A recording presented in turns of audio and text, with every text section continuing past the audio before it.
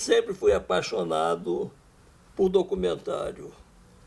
Eu acho que cinema, como qualquer atividade artística, não tem formulário padrão. Então eu gosto de viver desafios, e desafios afins à própria feitura do cinema. Nesse caso aqui, nós estamos fazendo um e-book. O e-book é um livro eletrônico, ele não é impresso em papel, a menos que a pessoa queira fazer uma cópia para ela. E eu acho que esse desafio de fazer esse e-book, para mim é muito rico, porque ele vem acoplado a uma ideia de fazer um webdoc, que também é a forma mais moderna de fazer documentário, que são muitos documentários acoplados e que contam uma história sem fim. Você não tem um documentário, um trecho só pronto, feito e acabado, mas você pode encaixar ele em outros trechos, outras histórias, e esse filme ele cresce sem fim, inclusive com a possibilidade de parceria dos espectadores. Eu já vi alguns trabalhos assim, não estou inventando nada, mas estou incorporando ao meu saber profissional novas formas técnicas de expressão. Então, o e-book e o webdoc, para mim, são duas novidades que eu estou fazendo agora.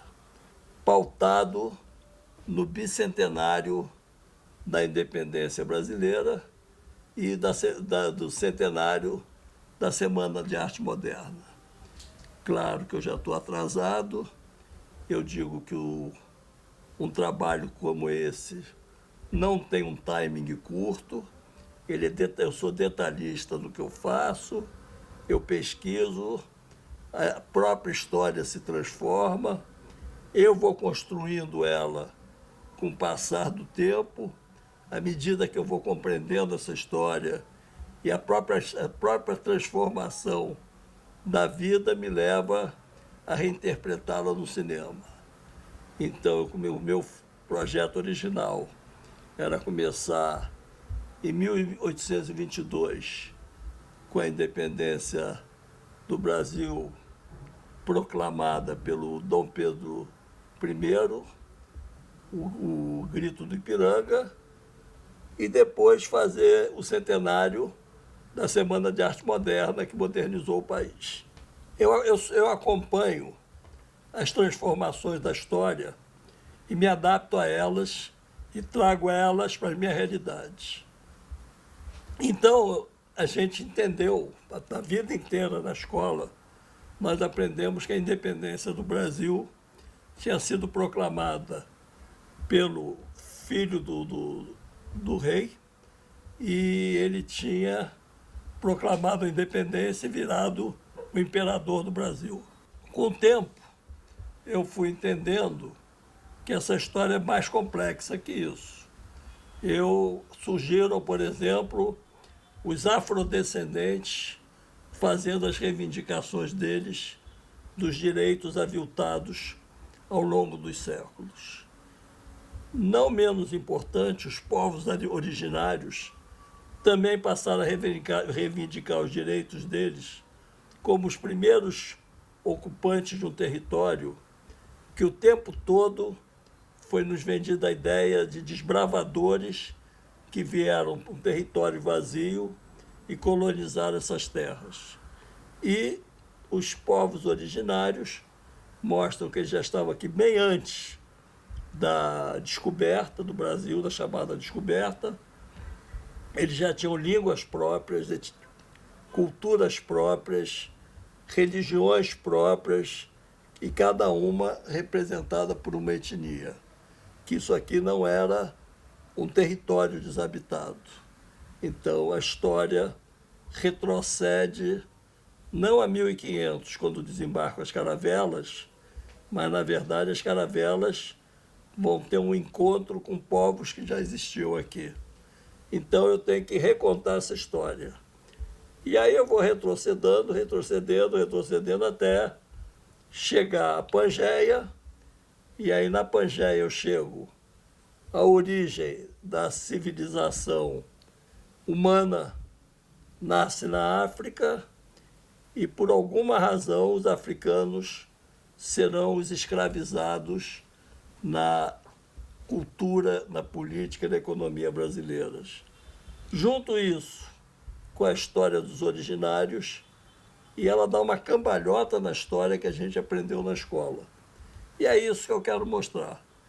E agora eu estou indo mais longe nessa história e mostrando que esse desenho dessa geografia contemporânea que a gente chama de Brasil, ela na verdade é fruto de uma bula papal que dividiu no Tratado de Tordesilhas, dividiu a América em América Hispânica e América Portuguesa. E o Brasil é desenhado, então, de uma forma, o canto norte dele tem um corte e os portugueses que chegaram aqui, os colonizadores, começaram a desbravar territórios com as entradas e bandeiras, eles alongam o tamanho do país, né? A vinda dos negros para o Brasil leva a uma colonização econômica absolutamente terrível. A escravidão é uma página absolutamente terrível na história da humanidade toda. Hoje não são apenas os portugueses que pedem desculpas, mas recentemente o primeiro-ministro holandês também pediu, a Inglaterra já reconheceu. O que foi feito com os habitantes do continente africano é insuportável. Então, essa história modifica o que a gente aprendeu na escola. Também o que a gente aprendeu na escola, alguma coisa é verdade. Por exemplo, o grito do Ipiranga é consequência da determinação do rei que volta para Portugal, Dom João VI, e percebe que nas Américas está havendo um sopro independentista incitado pela Inglaterra, e a coroa portuguesa não queria perder nada. Dom João VI fala então para o Pedro I: Pedro, antes para ti que para qualquer aventureiro.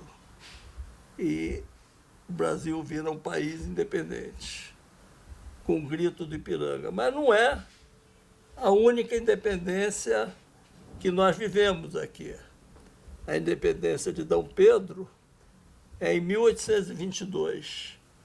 A gente aqui viveu a revolta dos alfaiates, a gente viveu a Inconfidência Mineira, a gente viveu vários acontecimentos que são bastante diferentes dos enunciados na história oficial.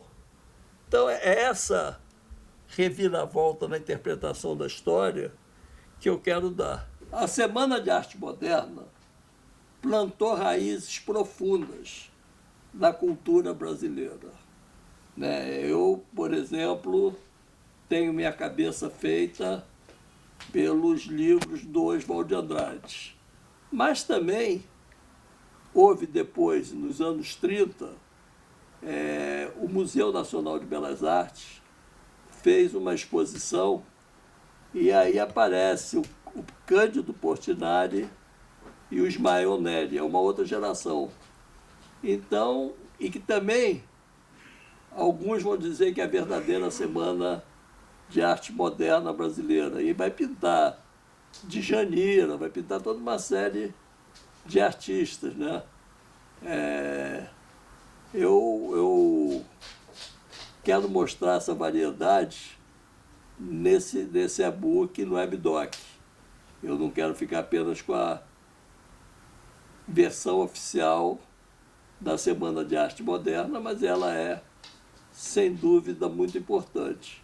Um país onde o acesso à universidade ainda é muito limitado, como é que nós podemos fazer um diálogo onde a recepção seja mais justa, mais ampla, mais informada, mais qualificada, e não fique uma conversa separada entre a academia e o público em geral, como se a história fosse apenas um diálogo de pares. Não é?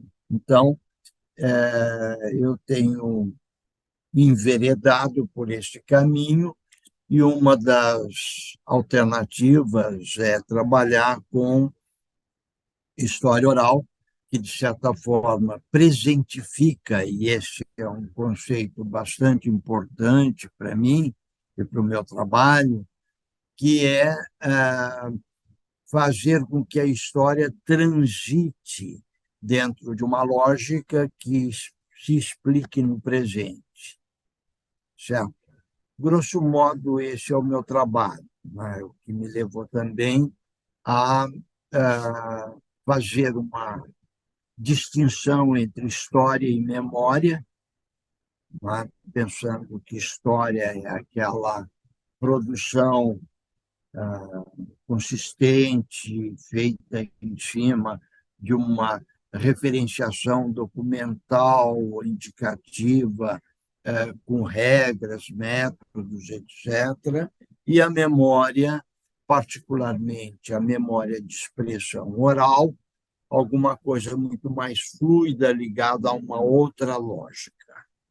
Como é que nós poderíamos marcar alguns momentos e neles a independência, para a gente poder, então, construir uma lógica que atravesse todos esses temas. Né?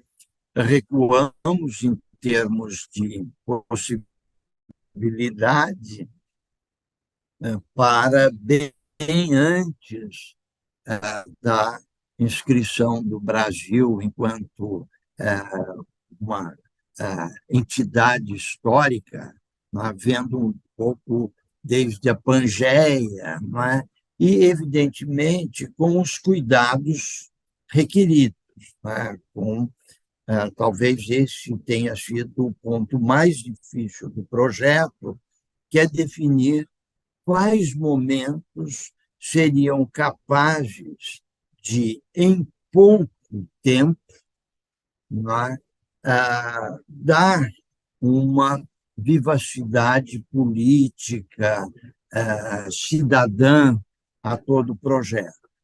E, nesse sentido, nós demos essa recuada lá para a Pangeia, para ver, enfim, como, enquanto continente, a América se fez, como é que se articula tudo isso com a Europa, e nesse processo complexo, quais, então, seriam os momentos capazes de nos explicar, certo? E aí entra como um centro nervoso de toda essa trajetória a independência, não é? Que, no nosso caso, é qualificada como incômodo. Não é? Há um sentido de provocação na, na proposta toda. Não é? Basicamente, nós colocamos o momento capital para se pensar a independência desde a vinda da família real para o Brasil. A vinda da família real significou já, vamos dizer, uma vírgula nesta frase histórica toda que se propunha. Depois nós temos um segundo momento capital, que foi exatamente a elevação do Brasil a Reino Unido, de Portugal e Algarves, em 1815.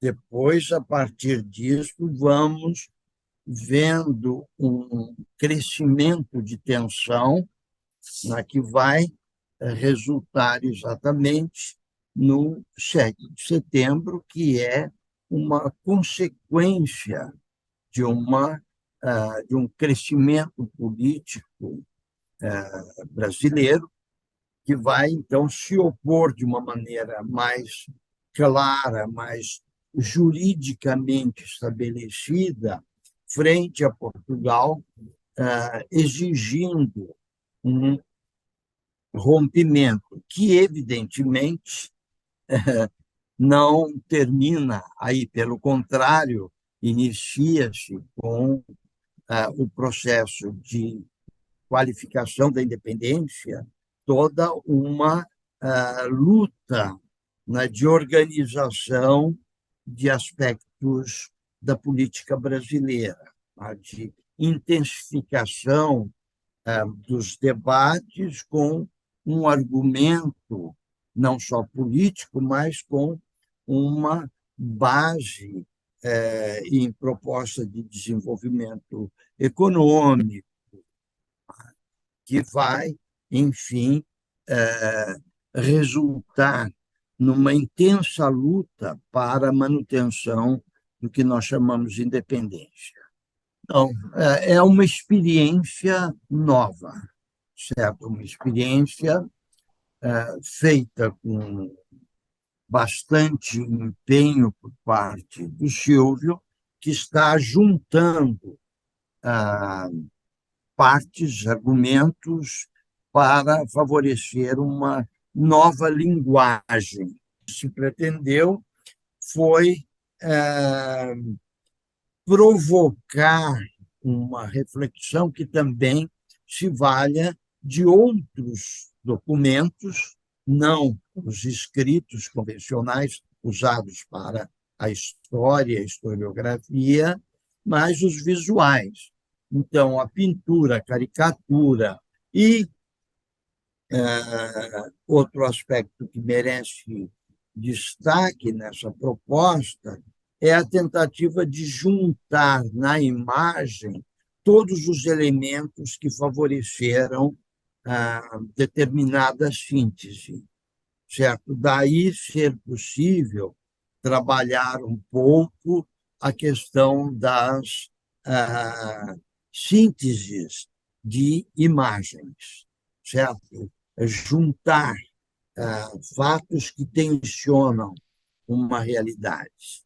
A ilustração que eu estou desenvolvendo é sobre a história da escravidão, que vem desde o Reino do Congo, quando existia ali a escravização de povos que perdiam guerras, e desde o início do comércio com o Reino de Portugal, que vai remontar ali o início do século XV, XVI, a Ilha de São Tomé e os navios negreiros, até a vinda dos povos escravizados para o Brasil e posterior história desses povos no nosso território. Para fazer isso, essa arte funcional, eu estou criando um panorama que mostra a caminhada desse indivíduo simbólico representando esses povos, vindo desse momento até os dias atuais, e qual é a trajetória social desses povos, passando pela escravidão, depois o abolicionismo, a reinserção social dessa população e quais são os desafios que eles encontram hoje em dia. Até agora eu fiz 2 estações. O primeiro tem mais a ver com a chegada dos portugueses do Brasil, ou a chamada descobrimento, né, do país, e que tem conta todo um histórico sobre a chegada dos portugueses, a vivência dos povos originários, esse confronto, sobre como era esse continente, esse país, e como ele foi se transformando com a chegada das pessoas, todos os povos originários, né, os primeiros povos a chegar no país, depois os portugueses. E a segunda estação é sobre a Semana da Arte Moderna, né, que é a semana do 22, e estou trazendo assim todo esse contexto sobre os poetas, os artistas, e como influenciam a nossa arte, né, atualmente, a nossa literatura e até nosso cotidiano, e influencia a nossa vivência atualmente por causa dessa Semana da Arte Moderna que está fazendo 100 anos. A celebração dessa data, para mim, enquanto, né, nortista, artista, indígena, essa libertação com nossos colonizadores, sabe? É quando a gente se liberta enquanto um país que a gente tem autonomia de fazer o que a gente quer sem depender do colonizador. E isso acaba que se tem um processo que essa independência influencia em 2023 e tudo que é a narrativa que a gente está vivendo politicamente atualmente. Então, para mim, tá no livro como ilustradora, comemorando o bicentenário, tendo na narrativa atual que a gente está vivendo politicamente no nosso país, é como fosse uma libertação dos colonizadores e de todo o pensamento colonizador. O maior desafio, na verdade, não chega a ser um desafio. Quando você trabalha em equipe, cada um tem uma visão de como uma coisa deveria ser, mas todas as pessoas responsáveis pelo texto, inclusive o Silvio, eles conhecem meu trabalho e aprovaram, eles me dão uma carta branca. Fala assim, faz porque a gente gosta do jeito que você faz as coisas. Então eu trabalho entre o realismo e o caricatural. Eu tento reproduzir a realidade. Então, por exemplo, no trabalho O Desembarque, eu faço analogias com presente, passado e futuro. Então, vou desde citar os modernistas até aquela trinca Jânio, Jango, JK, e também cito Médici torturando Marighella, Pelé e várias outras obras. Cito negros, mulheres, e todos eles como se fosse no imenso carnaval na selva amazônica, tendo 14 bis passando por cima. Então, é uma obra quase que tropicalista e antropofágica. Há uma velha questão, jacobinos e girondinos, que uns falavam demais, escreviam demais e ninguém dava atenção. Então se inventou o panfleto. Foi para a rua, resumiu a história, o Twitter da época, as pessoas, pelo menos as que sabiam ler, começaram a entender. Então eu espero realmente que esse trabalho possa chegar ao maior número de pessoas, que seja uma grande obra, seja através do e-book, do webdoc, da forma que for. Porque hoje, nesse Brasil, pós-golpes, que tudo isso sirva para nós, primeiro para entender que esse país nunca foi um só, nunca foi único, nunca foi íntegro no sentido da palavra de integrar. Então, o que é importante é que a obra intelectualizada possa chegar ao maior número de pessoas e que elas se libertem dessa dissociação cognitiva para entender e que tenham prazer em se informar, em estudar e que esse povo, o povo que apoia a ditadura, o Bolsonaro, que esse povo um dia caia um raio na cabeça deles de luz e que eles possam entender que a arte, a literatura, o estudo não são inimigos deles. O trabalho da ilustração consiste em fazer uma espécie de síntese visual sobre o momento histórico e o contexto, né, que envolve esse momento. Então, é uma espécie assim, de desenvolver uma narrativa visual em paralelo à narrativa textual. Muitas vezes os quadros, principalmente desses períodos mais antigos, históricos do Brasil, eles são uma espécie de construto, ou seja, eles não têm a ver com a observação da realidade.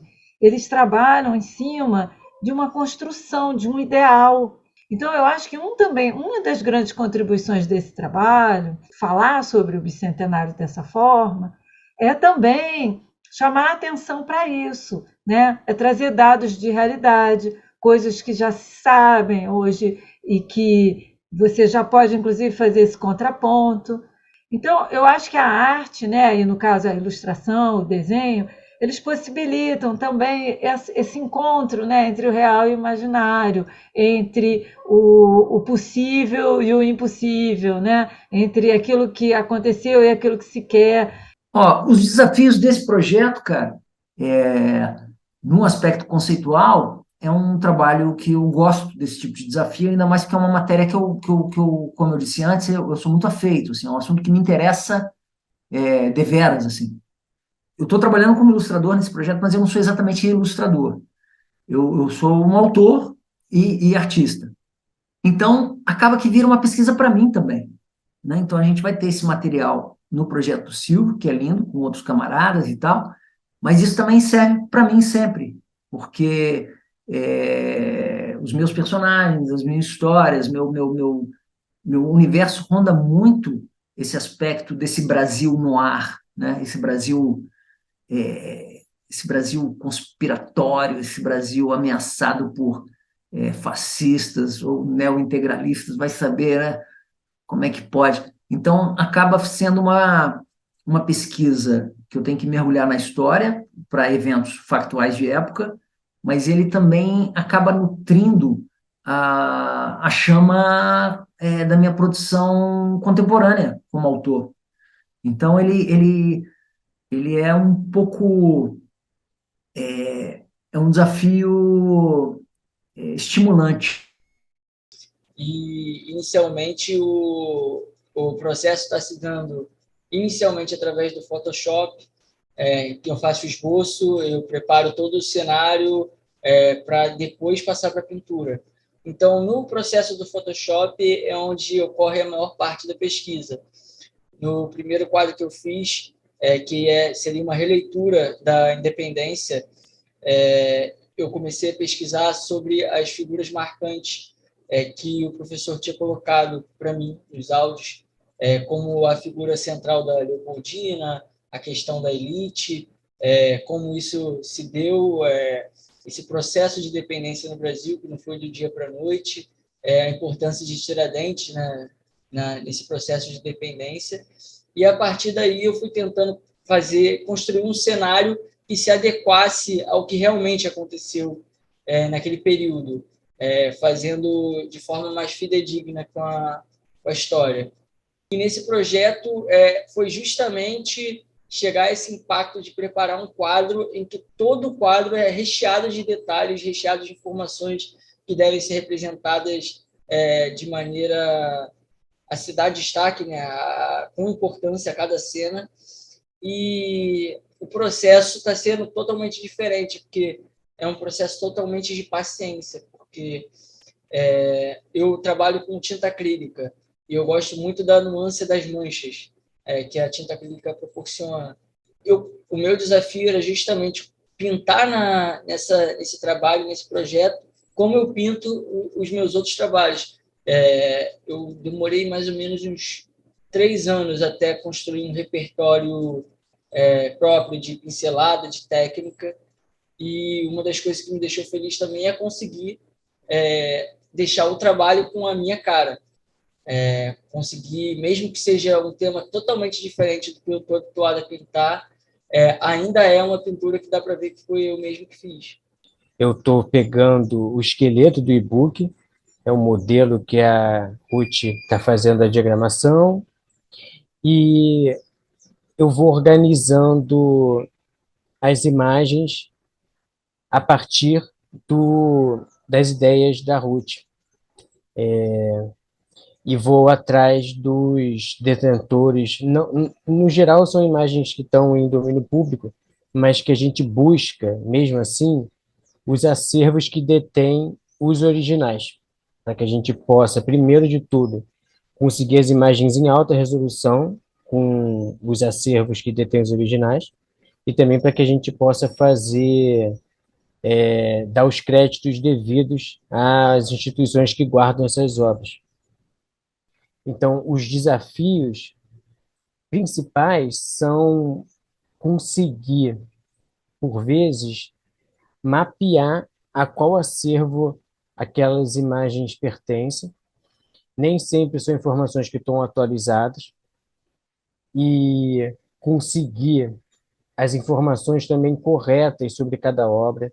É muito curioso porque na internet você tem para o mesmo quadro diferentes versões e você tem também para o mesmo quadro, às vezes, informações que não conferem, informações de autoria que estão erradas na própria Wikipédia, informações de datação que estão equivocadas. Então, conseguindo esse contato com os acervos, a gente consegue as informações corretas para fazer, por exemplo, as legendas das imagens, e a gente consegue também as imagens numa resolução melhor. O design, ele organiza e proporciona a compreensão do projeto através de uma linguagem gráfica criada por mim, que vai se mantendo ao longo do trabalho. Esse trabalho é um livro, então ele conta uma história, a história do Brasil, segundo o Silvio Tendler e o professor Meiri. Então, é o olhar deles sobre a história do Brasil, e eu entro juntando aí o olhar dos dois, as imagens da pesquisa, e traduzo graficamente tudo isso, né?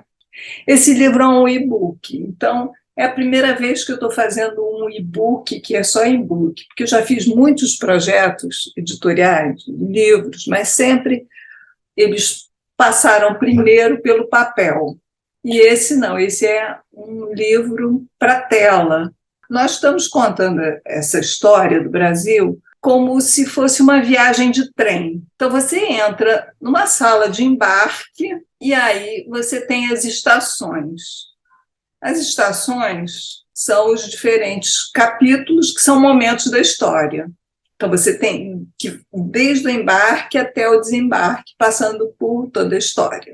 E aí isso também, ao mesmo tempo, é um índice. Então, aqui, por exemplo, é uma galeria de lugares imperiais. Aí eu tenho aqui uma foto da Faculdade de Direito do século XIX, tem uma foto de época, de quando foi criado o Real Gabinete Português de Leitura, e aqui uma foto da Casa da Moeda, que é o antigo Arquivo Nacional, e aqui o Paço Imperial. Só que quando você olha, eu fiz uma montagem, vamos dizer, artística com isso. Eu não coloquei simplesmente cada imagem, eu juntei todas elas, de maneira que você pode ver o que tem em cada uma, mas também você tem uma sensação quando vê essa página, um impacto, e é isso que eu quero trazer. Então, essas são as brincadeiras que eu vou fazendo nessas fusões e criando uma terceira coisa, que é mostrar todo mundo, mas também mostrar uma página, criar uma página que ela em si é um trabalho, né? A ideia do lançamento virtual é uma possibilidade porque facilita a circulação das ideias. Você pode ter o e-book pela internet, você pode ter ele impresso por PDF, e você tem o webdoc que você assiste sozinho na tua casa, e você pode fazer uma projeção numa sala de exibição e assiste todo mundo junto, e pode até virar um jogo. Você tem um webdoc que tem vários capítulos e as pessoas podem assistir juntos e fazerem votações para escolher em que ordem elas vão assistir os capítulos. Eu faço cinema para aprender. Eu não tenho nenhum interesse em contar uma história que eu já sei. Eu tenho interesse em contar histórias que, no mesmo momento que eu estou contando, eu estou aprendendo. Então, nesses dois trabalhos, o e-book e o webdoc, o grande desafio para mim foi dominar as tecnologias em que os dois foram feitos. Estou aprendendo, eu estou sendo fiel à minha tradição de fazer cinema para aprender e não para ensinar.